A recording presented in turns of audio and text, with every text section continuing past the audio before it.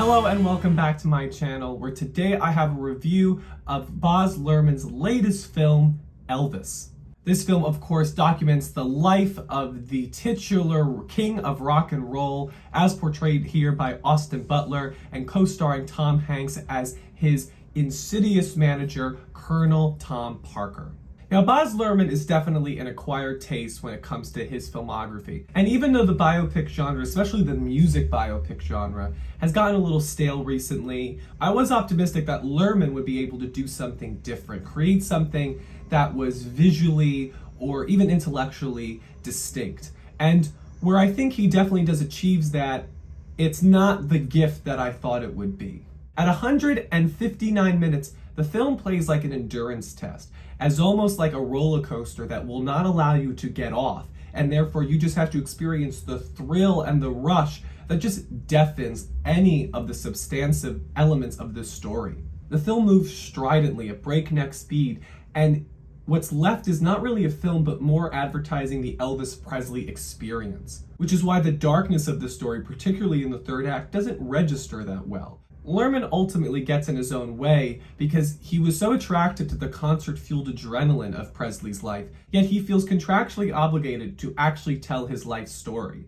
And all the times when the movie slows down and actually talks about his life off the stage, it feels jarring. His timing is just off with this because so desperately are you asking for the film to slow down, but whenever it does, it feels out of place. And that's because he's created this consistent adrenaline drive to the whole picture that even though you want the movie to just pace itself a little slower so that we can get to know these people, whenever it decides to do that sparingly, it just doesn't fit with the movie that Luhrmann is making. And so it's kind of hard to look at this as a film because there really aren't any scenes. They kind of all run together. The characters, you really don't get to know these people as people, real life individuals.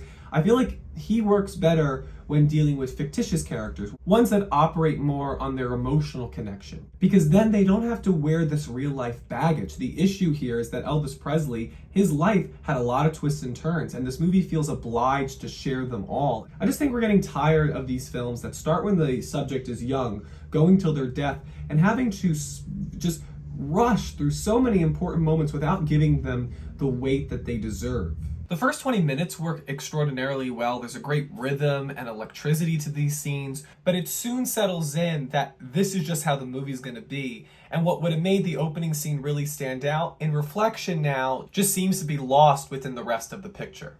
The quality of the movie doesn't feel like it needs to be seen in theaters, but at the same time, I feel like if you don't see this in theaters, there's really no point to do it. You need that audio-visual bombast, you need the speakers, you need the spectacle, because without it, there just really isn't anything tying everything together. This is a kaleidoscope of contradictions. The stylism of Luhrmann just doesn't match the story of Elvis when he's off the stage. And when he's off the stage is really the reason we want to see the story. We know who he is as a performer. In name only do we get certain elements of Presley's life. Huge moments that really should hit you longer and should make more of a presence in the film than they do. But I think it's this double-edged sword as if they play it into these moments that obviously made a bigger impact on Presley, then the movie loses its fun value. But at the same time, at 2 hours and 40 minutes, I don't know how much fun Luhrmann thinks we're having here, because by the end of it, it just becomes shrill and a little bit annoying and grating, honestly.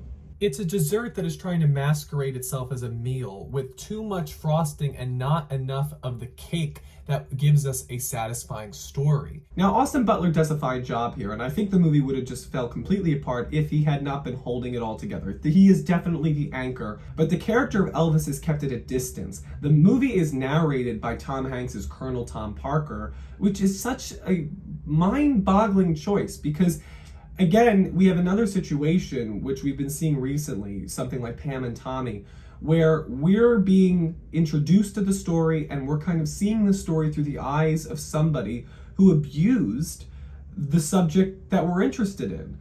why can't Elvis tell his own story? Why do we need to hear this narration of Colonel Tom Parker? But the story doesn't really belong to him either. The story doesn't belong to anybody. And that's, again, why this movie feels so long, because it doesn't feel like it belongs to any one person.